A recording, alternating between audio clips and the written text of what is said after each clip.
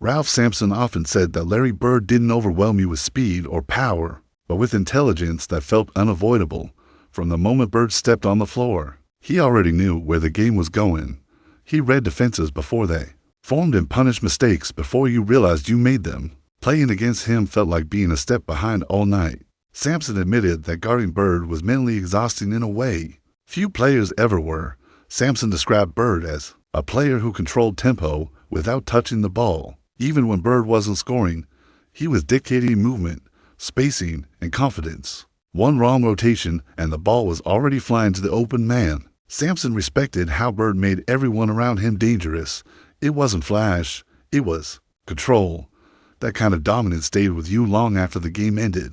Hakeem Olajuwon spoke about Bird as a forward who played like a master chess player. While most stars relied on athletic advantages, Bird relied on anticipation and timing. Hakeem said Bird always arrived at the right spot, not by speed, but by knowing where the play would end. That intelligence neutralized size and strength. It forced defenders to think instead of react. Hakeem admired how Bird never rushed anything in pressure moments. When defenses tightened and the crowd got loud, Bird slowed the game down. He would bait defenders into helping, then make the simplest pass that broke everything open. Hakeem said that calm confidence was rare. It made Bird dangerous late in games. You felt his presence even when he barely spoke. Ralph Sampson remembered how Bird welcomed pressure instead of avoiding it. Trash talk didn't distract him.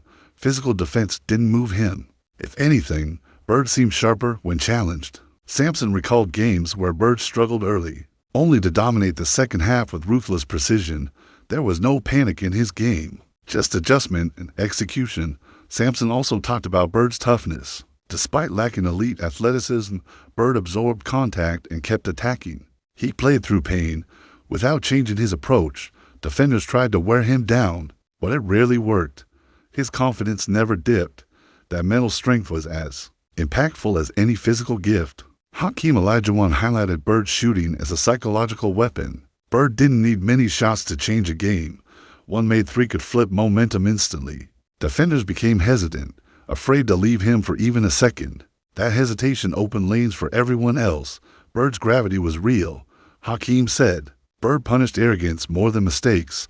If you underestimated him, he would embarrass you with fundamentals, pump fakes, quick passes, perfect footwork. Nothing wasted. Playing against Bird taught you respect quickly. You learned that dominance doesn't always look explosive. Both Sampson and Hakeem agreed Bird's leadership set him apart. He demanded accountability without shouting. Teammates trusted him because he always made the right play. When the game tightened, everyone looked at Bird naturally. He didn't chase control. It came to him. That presence defined winning basketball. Sampson noted how Bird elevated the Celtics into a machine. The system worked because Bird made it work. Every cut, every screen mattered because he rewarded effort. That's why Boston was so hard to break. Bird turned discipline into dominance. Hakeem reflected on how Bird forced big men to leave their comfort zones. He pulled defenders out, stretched spacing, and punished slow reactions for centers. That was uncomfortable. Bird challenged traditional roles before it became common. His impact reshaped how forwards were defended. Sampson said Bird's confidence bordered on ruthless honesty. He would tell defenders exactly what he planned to do, then do it. That wasn't arrogance. It was belief. It shook opponents mentally. When someone predicts your failure and delivers it, it stays with you. Hakeem described Bird as a player who made winning feel inevitable, even when trailing. There was no sense of panic. Bird's body language told everyone the game wasn't over. That belief spread across the floor. It's rare for one player to project certainty like that. In the end, both legends agreed Larry Bird wasn't just dominant. He was defining. He didn't overpower the league. He outhot it. Against giants, athletes, and scorers, Bird stood equal through intelligence and will. His greatness wasn't loud, but it was absolute, and that is why his dominance still commands respect today. Ralph Sampson often mentioned how frustrating it was to play perfect defense against Bird and still get punished. You could force him into a tough angle, contest the shot, and do everything, right? Somehow the ball would still drop. That kind of efficiency broke a defender's confidence. Sampson said Bird made you question your own fundamentals. Sampson also admired how Bird adjusted mid-game without needing instructions. If a defender played him tight, he became a passer. If they sagged, he shot without hesitation. There was no predictable pattern. That adaptability made scouting him almost useless. Bird was always one step ahead of the plan. Hakeem Olajuwon recalled how Bird exploited small moments of laziness, one missed rotation, one late closeout, and Bird capitalized immediately. He didn't let teams recover. Hakeem said Bird punished mental errors more than physical ones. Against him, focus had to be perfect for 48 minutes. Hakeem respected how Bird controlled the emotional rhythm of the game. When opponents went on a run, Bird answered calmly. He didn't rush shots or force plays. He simply made the correct decision repeatedly. That steadiness crushed momentum. It felt like the game always swung back his way.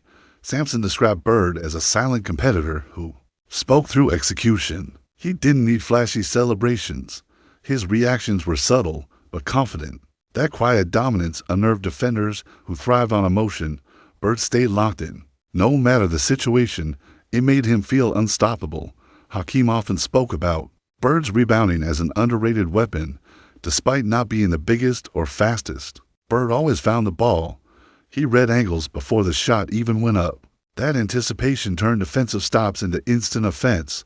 Big men had to respect him in the paint as well. Sampson noted how Bird made stars sacrifice without complaint. Scorers accepted fewer shots because Bird made the offense better. Everyone bought into the system because it worked. That's rare when ego is involved. Bird's influence created trust across the roster. Hakeem said Bird's competitive fire showed most in clutch moments. Late-game possession slowed down, and Bird thrived in that space. He welcomed the responsibility. Whether it was a shot or a pass, he wanted the decision. That confidence separated him from other great players. Sampson reflected on how Bird handled physical play. Hard fouls didn't change his approach. He got up, reset, and attacked again.